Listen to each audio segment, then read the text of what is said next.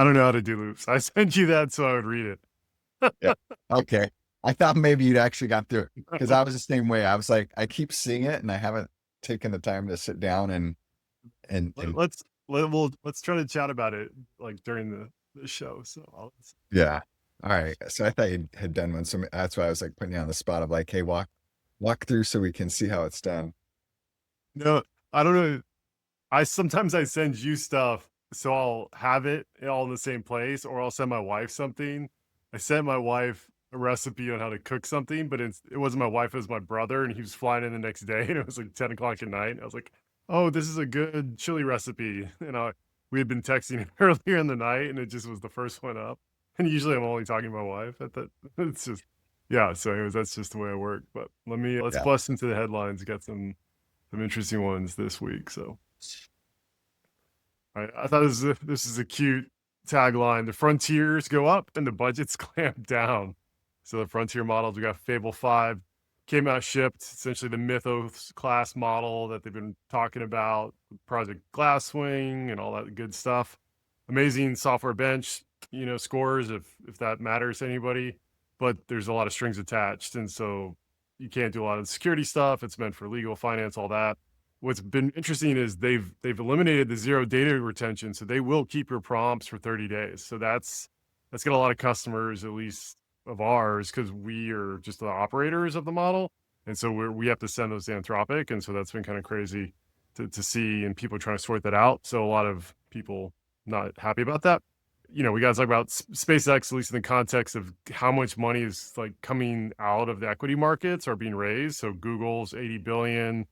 SpaceX went live today, 135. I think it came out of the gate like 150, 160, right? So it's like in that range of 160, 180.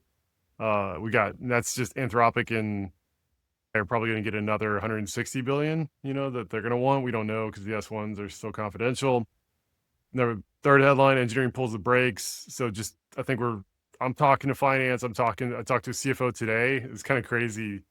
It is getting real. She's like, we have budgets now. And so it's interesting from a number of different angles, but we'll go a little bit deeper. Anthropic IPO, but what's interesting is like the number of GTM roles they have open is larger than any other category. So it's everything the company's gonna automate everything, needs the most sales help. It's a little kind of cognitive dissonance for you. Brand is back and it pays well. $400,000 jobs for brand at some of these AI-led startups. Everything is being recorded now. Kind of an interesting, can you essentially like synthesize the company if you record everything? And so then this last one I think is going to be a good story for us to chat about. Account-based marketing is a new differentiator. This is based on McKinsey study for 4,000 buyers. McKinsey, talks to big companies. So I think this is actually relevant. Sometimes you skew to the SMB, right? And it's like, how meaningful is this to me? And then security goes agentic. So some of the analysts are actually calling out a new security finally category for how you solve agentic security. Just the threat landscape, as we know, is gone, just nuclear, exponential, whatever you want to say. And this actually doesn't even cover the capabilities of Mythos being able to hack existing systems. This is just securing the millions of agents that are being developed and deployed. So I don't know, anything popped off to you, man? Like what resonates or sticks with you? Think, well, one, you made the comment of like the most open roles are GTM. And then you had sent me the one post, from Clay, and I think I'd read something similar before. They just like refreshed it, but where they were talking about like the GTM engineer and how they created that role, and give them credit where credit is due. They did like create that nomenclature, and they walk through like, hey, here's how we look at it at Clay. It's SDR, AE, solution architect slash like technical seller. But tying it back to the Claude one is like you said, hey, the company automating everything, needs the GTM. Then I tie it back to like my days at AWS. Like I was in the startup org and my territory was, I had, I think 1,800 accounts, and 80% of them were billing 500 or more, like Dollars. dollars. Yeah, a month. But at the same time, I had like a DG and a SA who were like my co-pilots, right, that we go with. So if you think about it, and we still couldn't like cover the whole thing, and obviously like some things just print to print and customers take up. But now if you think about it, you could give somebody that same territory. You don't need an SDR or DG, and you don't need the SA. And then you just like throw that AE to work as a GTM engineer, and you can manage 1,500 plus accounts. And I'm sure, if you think about it, like all these SMBs spinning up, or even these startups spinning up Anthropic workloads, probably similar, burn. Yep. So anyways, my relationship there is like, I could see that. Like you could just get a bunch of like AEs to come in as GTM engineers, if you want to call them that, throw them territories of 1,500 plus. Yeah, I agree. I was caught up in that, right? So they're talking about the collapsing of essentially the GTM engineer role is our new version of us, I guess, or a better version of account executives. Because now you're a seller, so you're a prospector, you're a seller, and you're technical support. I was like, okay, that makes sense. That because we sell technical stuff, you kind of got to be that anyway, so it's not a far reach.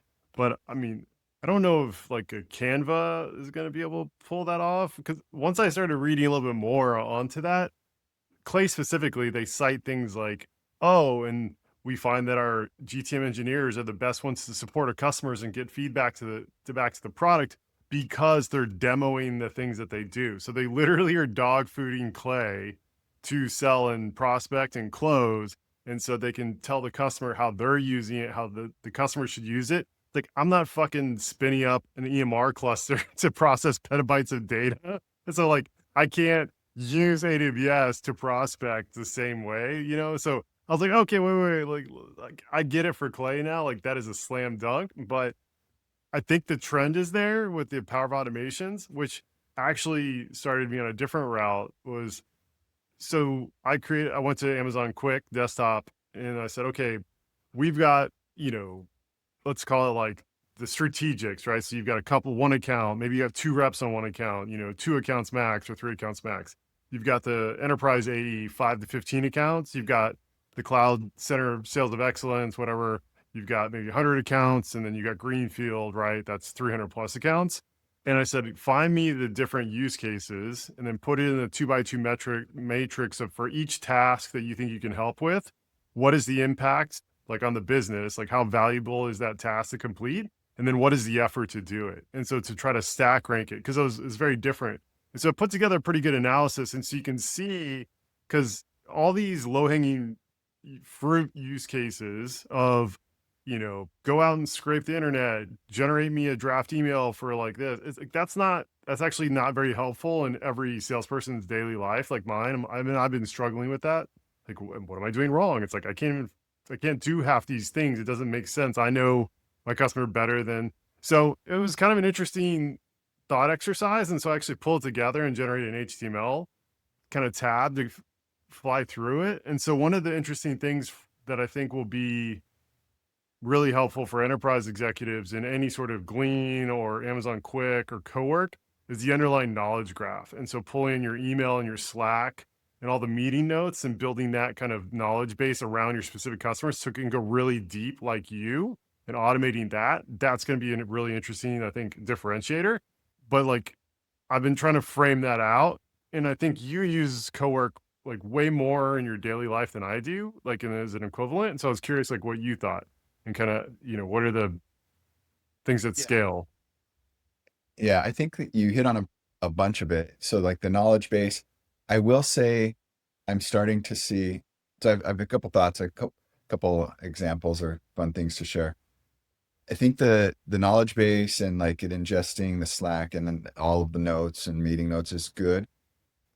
I've started to see it though, it tends to, because it's doing it for the whole company.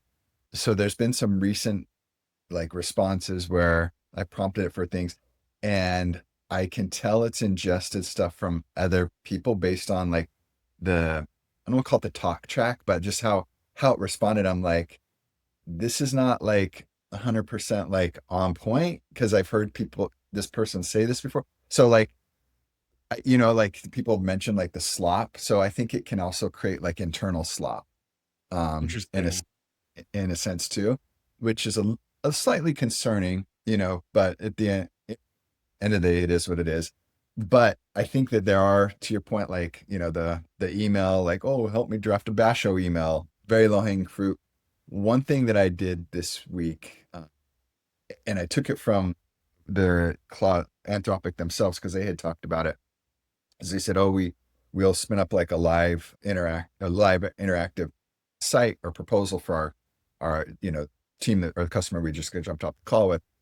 So I took one of the proposals that I was about to send over, and they're pretty lengthy, you know, 7 page plus, whatnot.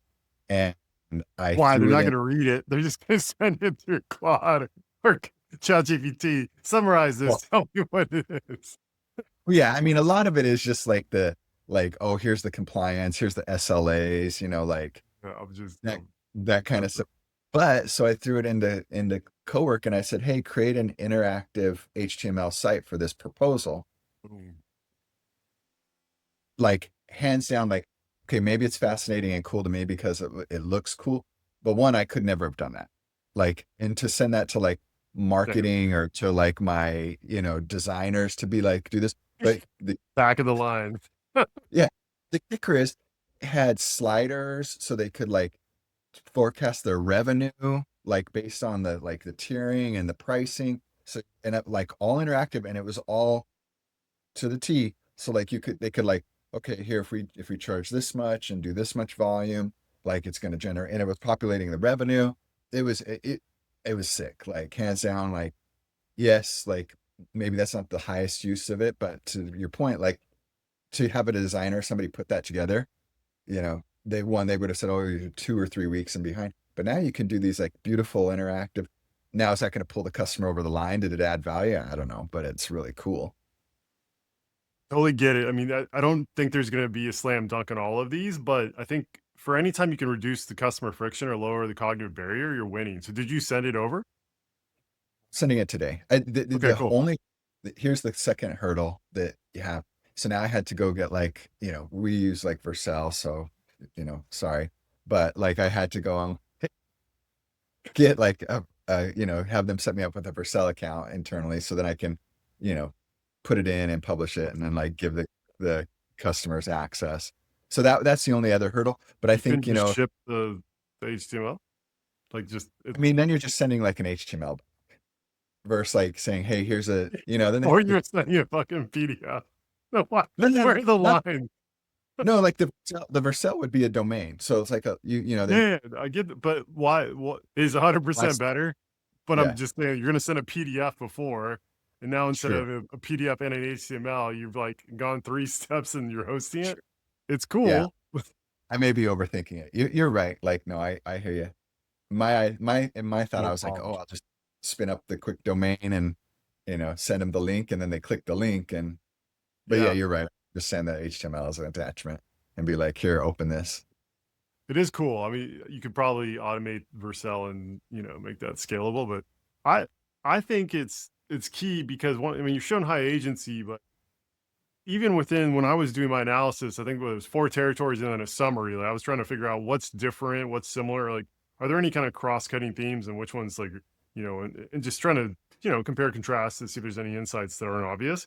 And I was struggling because I'm like scrolling this box and I'm trying to skim and scan and all that kind of stuff. And I was like, just build me the HTML, but I want tabs at the top and so I can see it. And then it visualize the graphic. And so you can just process more data, visually, and then it just makes it more manageable, right? It's not a document that feels like onerous to even open and like ingest the data. So I I'm a bullish on it, and especially if you do it not for everything, but just for the information relay.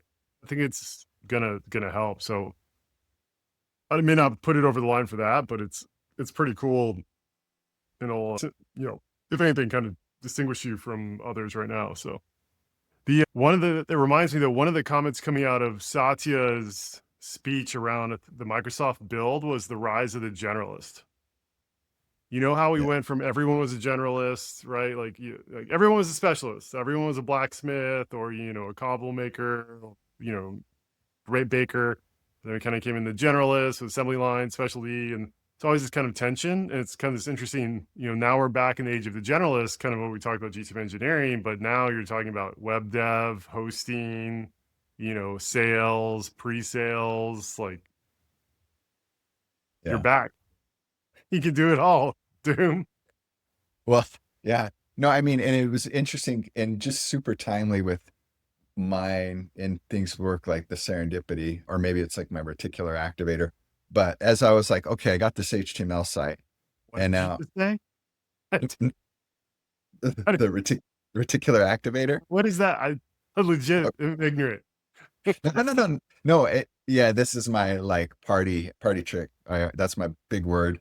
No, so this was like a something I learned a long time ago. So reticular activator. So let's say that like all of a sudden you're like, oh, I want to buy a, you know, a Mercedes-Benz M class or whatever. I don't know, whatever the classes are.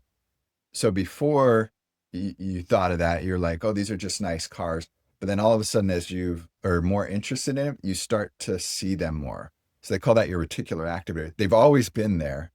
It's Yeah. just it wasn't like there for you. So your reticular activator kicks in. So now that like you've internally told yourself like, oh, I'm interested in XYZ, then you start to see it more places. So then it becomes like, oh, there's this. And so they call that your reticular activator.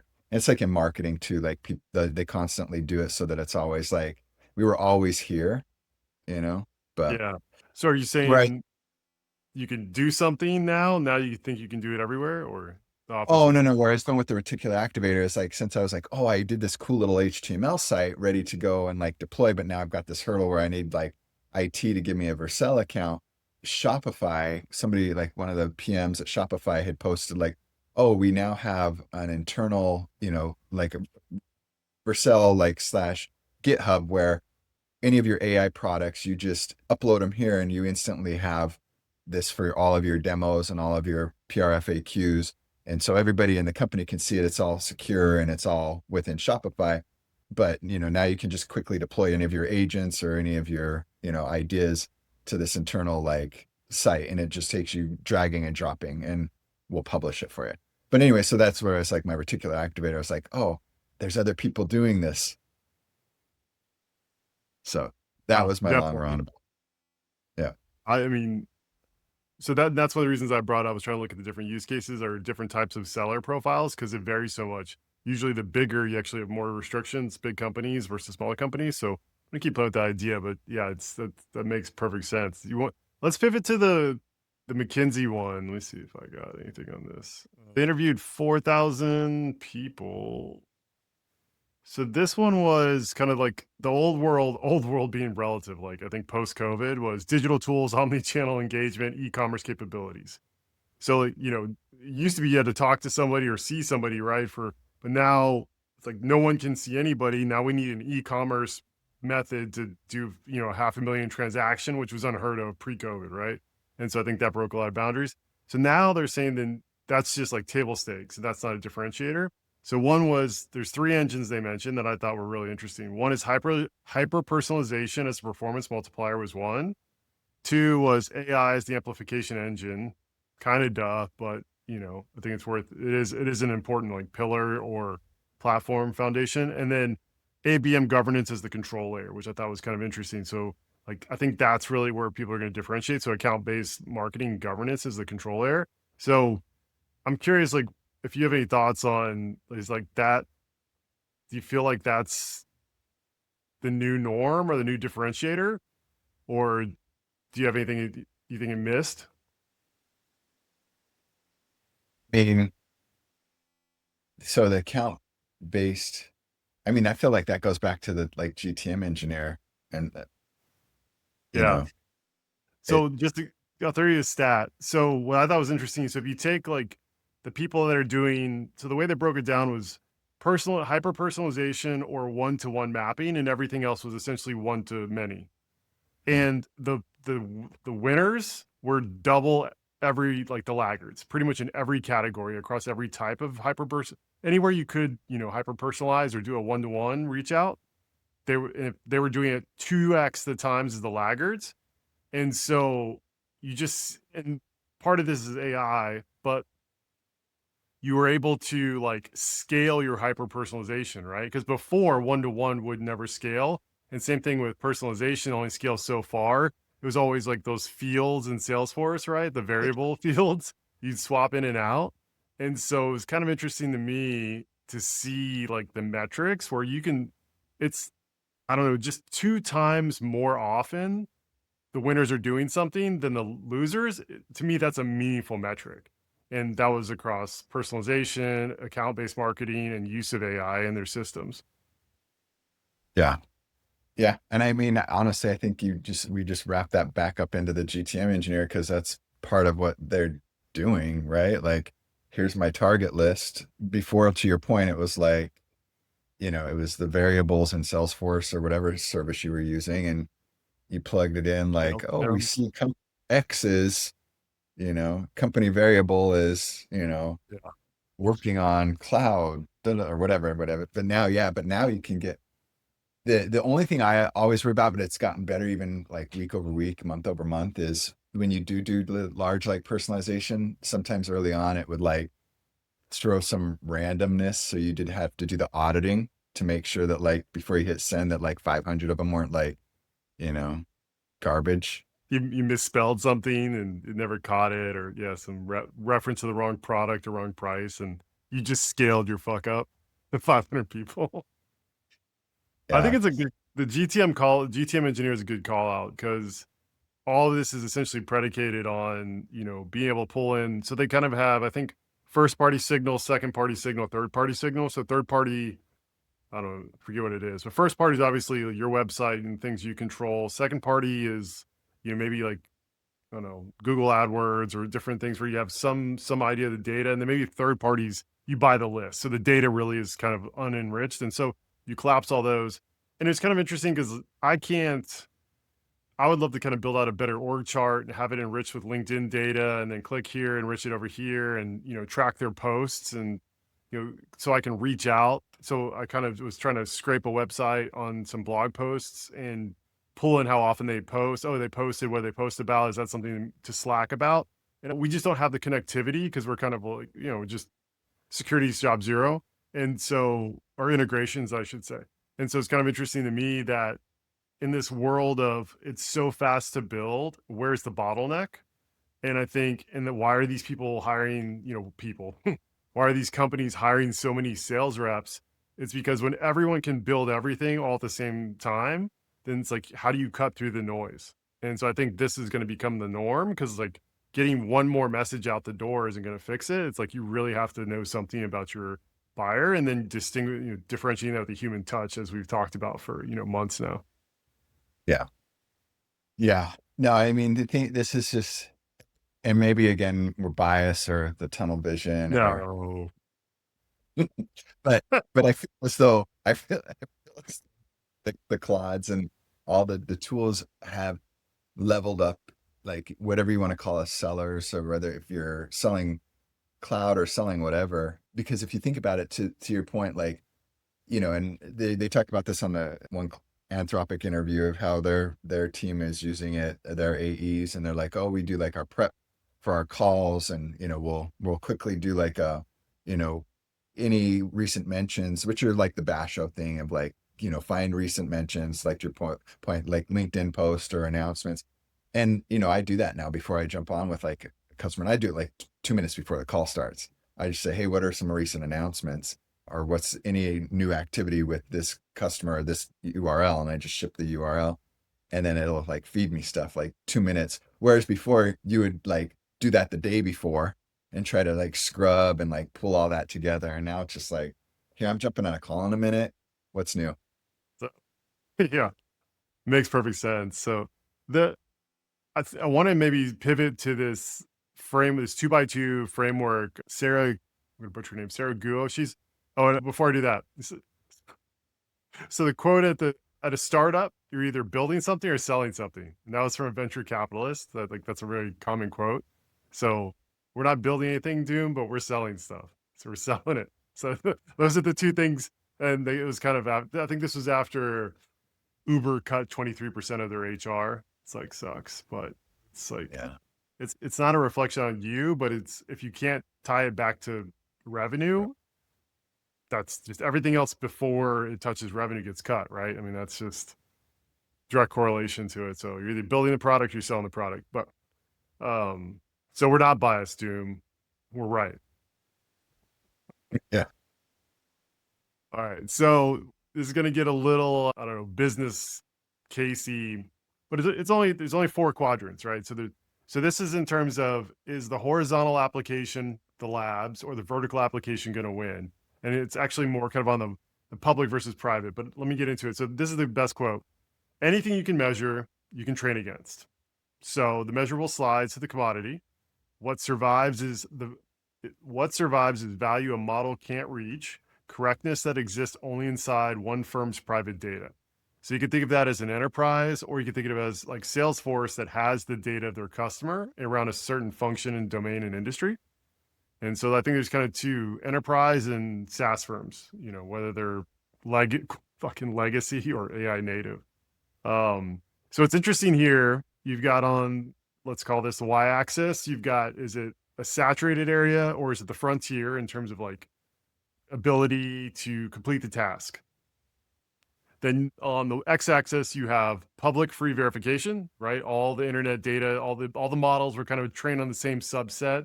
So there's all these like technical things they were doing on the public. Everyone had the same data. How are you doing a little bit different? Versus private data that, maybe it's outcome. There's no public leaderboard. It's individualistic to your industry or biochemistry or whatever it is, right? So hopefully I've kind of given enough color to that. So where the model labs win are essentially like free eval. So coding benchmarks, it's at the frontier. So if you've got the best model, it's publicly verifiable, it's all data that's out there, they're going to win every time. This stating the obvious here, the commodity is essentially like summarize this document, summarize this email, right? Anybody can do that now. It's not a high task. It doesn't require the frontier. It's all public data. It's English language. It's Spanish language. It's whatever language. So, essentially the open models, whatever's fastest and cheapest wins. So it's kind of worthless. Then we go to kind of the interesting space, which is it's saturated, but it's more private data. And this is quote unquote the wrappers. So, all of these things that are just, harnesses around the model, which has been interesting because all the model providers have moved into the harness space. But essentially, they're slowly, Anthropic is going after, was it legal and finance and cybersecurity to some effect. And so they're absorbing the wrappers. But what's also happening is the wrappers are progressing the frontier because they have the private data and the models don't. So it'll be interesting, if the models kind of absorb enough of the wrapper, can get enough domain data, maybe that's a contention. And then you have like the penultimate here is it's your data, right? So either it's your company's data or it's the data of all your customers, and no other company really has the scale and access to the data, and you can train on the data or the metadata, and you combine it with the frontier capability. And so that's really kind of like where everybody goes. So they wrappers over all models. What's interesting with the underlying trend around tokens, so sorry for that soapbox. I'll stop here in a second. You saw the Harvey with the fireworks, case where essentially they fine-tuned some open source models. They had a main worker node that could call an Opus 4.7 for help, and it did it like 0.8% of the time, so almost every time, 80% of the time. And it did better at like 40% of the cost of a full Opus 4.7. So it completed more legal runs completely, because I think you have to have a 95% completion on the task for it to count. And it did it like at 40% of the price. And so my point here is not so much the outcome, but who's going to keep the margin, right? So if Anthropic attacks the legal problem, it's going to cost, the customer $1,000, and then Anthropic will make their margin. If Harvey does it, they can price it at, whatever, $600, $700, and then they keep the difference. They keep the difference between the 400 cost and the 700 cost. So it's still $300 cheaper than their competitor, and they make $300 versus just passing all that. So that's where it was interesting to me mentally is like, okay, so outside of coding, where it's essentially a harness and bring your own API key. So you have Codex, you have Claude Code, you're locked into their ecosystem. You have Cursor, Kiro, Open Code, where you bring your own. And so now there's this on wherever you can bring your own API key, everyone's trying to kind of like prompt route it to lower the costs. And then all the SaaS companies are doing the prompt routing on the back end, will lower the cost to the customer and their solution and keep the difference. And that's how you saw margins go from like 40s into the high 50s for these AI companies, even though their inference costs are higher. So I don't know, it's just a lot of fast moving shit in there. But I just thought it was interesting. That framework kind of like pulled it all together for me. and just is kind of all these trends converging, which makes me wonder like what's going to happen with the IPOs. Yeah. Yeah. Sorry, that was a No, lot. no, it is interesting though. It's, yeah. The Harvey thing I did not hear or see of that. So that Yeah, was, so the Harvey's illegal, and they partnered up with yeah, Fireworks. So Fireworks is it's kind of like a neo cloud that offers its own version of SageMaker. yeah, So it could do the model tuning and but it can also do the hosting. yeah. Which is, yeah. Yeah, no, I'm familiar with Harvey, and I'm sure you know the where Harvey comes from, right? No, Suits. Did you ever watch Suits? yeah, the show, TV show. Yeah, No, they named it after Harvey. oh shit, that's super cool. It's a great show. Yeah. So that was the play on that. And so, and then they finally actually got him, and now he's like a spokesperson, the actor who played Harvey. What would Harvey do? It's awesome. Yeah. They'd use Harvey.ai. Yeah. So yeah, I mean it's an interesting world. I think there's more to pull on kind of the, you know, how can existing reps really scale? Because it feels like outside of being was it autonomous or high agency, you're going to be limited. What I just mean, so I don't know that we're using, I don't have personal access to Clay to enrich my contacts and leads. And so I'm kind of like there's like a diffusion of these technologies. So I'm kind of curious how that's going to play out in the large scale enterprise B2B versus smaller, more nimble companies, maybe going after a smaller TAM or smaller customer base where they can move faster. There's more customers. I don't know. It's good. It's kind of interesting market dynamic. Yeah. And something I think about often too is like, while play and like the whole like enrichment flows and all that are fun, but like for example, like I think maybe two maybe edge cases or use cases. One, I don't know how effective like the full clay stack or like the whole like ABM enrichment is for you, because like you said, you have like four, four count, or is it four counts? How many counts do you man? Two. All right. Just your So you have two counts. So there's probably not like that the deep and wide that you need to go to like map people, that you can't just do that like relatively easy. And what I mean by this is like in Greenfield, I think the account enrichment ABM is super helpful because somebody in Greenfield has, you know, 50 to 500 accounts. And yeah, like, okay, just go do enrichment for these top 10 accounts I'm going to go after this quarter. And it'll do that. But like for me, the flip side is similar to you. Like there's, not too many like DeFi native, like Web3 companies. And there's like four people at each of them. So, but where I'm saying is like, but for like Greenfield and other type of like territorial, the ABM, the whole like like GTM engineering, that all comes into play. Cause yeah, you could like shove in 60 accounts, say, go find me everybody who works in finance, ops, procurement, engineering, draft me bashos, yeah. do all that good stuff, enrich all this data, send them LinkedIn invites. Yes, super cool. Cause doing that at scale, like, by yourself and previously without these tools is a nightmare. Yeah, no, agreed.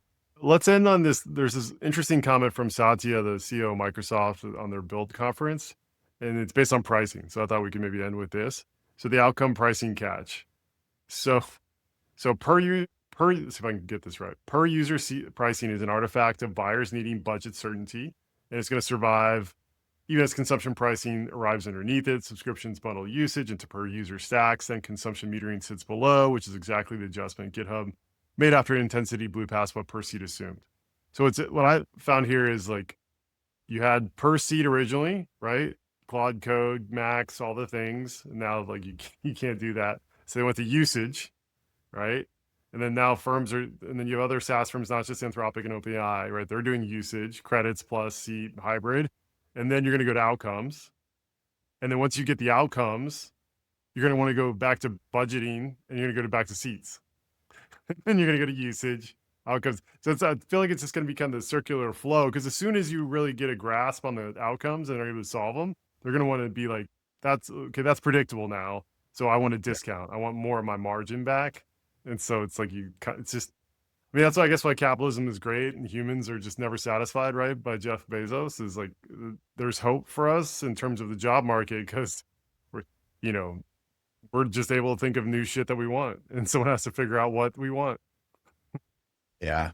I it- and one other quick closing note on that point, like the Jeff Bezos like comment. Did you see he raised like 40 billion for his new startup? An hour ago, Yeah. artificial general engineer or what environments or something. Yeah, so like the TLDR, the way that I consumed it was how what like large language models have done for like you and I and just like a like normal consumer or business user is like improved our workflows. He's building AI for engineers, and his example was, you know, building a skyscraper, historically would have taken 10 years from like inception to completion. Now we can take 10 engineers in 10 months based on all of the information we will consume and be able to like push forward, and the tooling that we will build from the artificial intelligence creating its own tooling, yada yada. So basically we'll be standing up cities on the moon in a week. That is it, what is the guy from the All In podcast? He posted something on Substack about the SpaceX, and his reference was the fucking New World and like the trading company, the British trading company, and comparing to now and the GDP increase, and that's how like going to Mars and mining asteroids will be. I was just like, this is too much. This is too much. Look, I need to retire. I don't want to pass on my generational wealth to my grandkids. So I fucking I don't know, man. So anyways, busy week Yes. for the All right. billionaire. Yeah. See you next week. See ya.